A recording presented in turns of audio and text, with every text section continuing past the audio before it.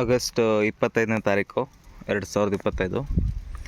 So ಈ ವರ್ಷ ಸ್ವಲ್ಪ ಮಳೆ ಏರುಪೇರೋದ್ರಿಂದ ನೀವು ಆದಷ್ಟು ಮಳೆ ಬಿಟ್ಟ ತಕ್ಷಣ ಮತ್ತೆ ಬಿಸಿಲಿದೆ ಅಂತಂದು ಸುಮ್ಮನೆ ಬಿಡಬೇಡಿ.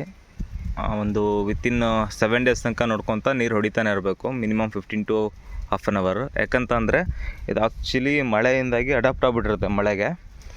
ನೀರಿನ ಜೊತೆಗಿರೋದ್ರಿಂದ ಒಂದೇ ಸಲಿಗೆ ಫುಲ್ಲು ಡ್ರೈ ಆಗಿಬಿಡ್ತು ಅಂದರೆ, ನೀರು ಕೊಡಲಿಲ್ಲ ಅಂದರೆ ಅದೇನಾಗುತ್ತೆ,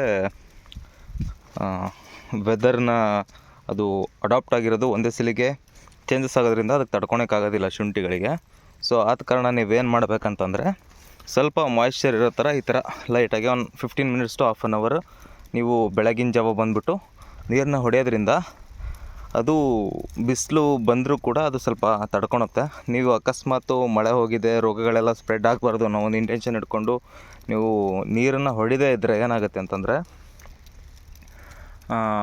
ಅದು ಬಸ್ಟ್ ಆಗೋ ಒಂದು ಚಾನ್ಸಸ್ ಇರುತ್ತೆ. ಸೊ ಹಾಗಾಗಿ ಆದಷ್ಟು ನೀವು ಮಳೆ ಇಲ್ಲದೇ ಇದ್ದಾಗ ಬೆಳಗಿನ ಜಾವ ಬಂದುಬಿಟ್ಟು ಅಥವಾ ನೈಟ್ ಟೈಮ್ ಯಾವಾಗ ಕರೆಂಟ್ ಅವೈಲೇಬಲ್ ಇರುತ್ತೆ ಆ ಟೈಮಲ್ಲಿ ಒಂದು ಹಾಫ್ ಆನ್ ಅವರ್ ಆದರೂ ನೀವು ನೀರನ್ನ ಹೊಡೆದು ಲೈಟಾಗಿ ಈ ಥರ ಮಾಯ್ಶ್ಚರಲ್ಲಿ ಇರಬೇಕು. ಅದು ಆ ಥರ ತುಂಬ ಓವರ್ ವಾಟ್ರ್ ಲ್ಯಾಗ್ ಆಗೋ ಥರ ಅಲ್ಲ, ಇಲ್ಲೆಲ್ಲ ನೀರು ನಿಲ್ಲೋ ಥರ ಅಲ್ಲ ಹೊಡೆಯೋದು, ಜಸ್ಟ್ ವೆಟ್ ಆಗಬೇಕಷ್ಟೆ. ಆ ಥರ ನೋಡ್ಕೊಳ್ಳೋದ್ರಿಂದ ನಿಮ್ಮ ಶುಂಠಿ ಅಷ್ಟು ಬೇಗ ಬಸ್ಟ್ ಆಗೋ ಒಂದು ಚಾನ್ಸಸ್ ಇರೋದಿಲ್ಲ. ಸೊ ಅಗೈನ್ ಇವಾಗ ನಾನು ಹಾಕಿ ಇಲ್ಲಿಗೆ ಆಲ್ಮೋಸ್ಟು 5 ಮಂತ್ ಕಂಪ್ಲೀಟ್ ಆಗಿ ಬರುತ್ತೆ. ಈಗ 5ನೇ ತಾರೀಕು ಬಂದರೆ ಸೆಪ್ಟೆಂಬರ್ 5ಕ್ಕೆ 5 ತಿಂಗಳು ತುಂಬುತ್ತೆ. ಆ ಟೈಮಲ್ಲಿ ಇನ್ನೊಂದು ಗೊಬ್ಬರ ಕೊಡಬೇಕು.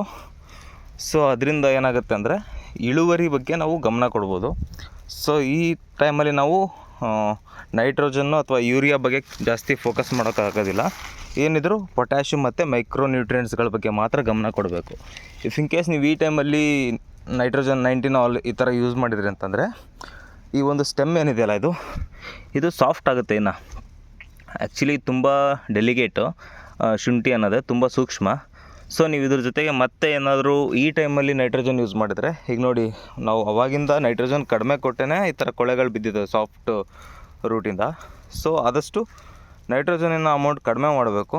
ಜಸ್ಟು ಇದು ಪೊಟ್ಯಾಷಿಯಮ್ ಮತ್ತು ಮೈಕ್ರೋನ್ಯೂಟ್ರಿಯೆಂಟ್ಸ್ ಕಡೆ ಗಮನ ಕೊಡಿ ಸಾಕು.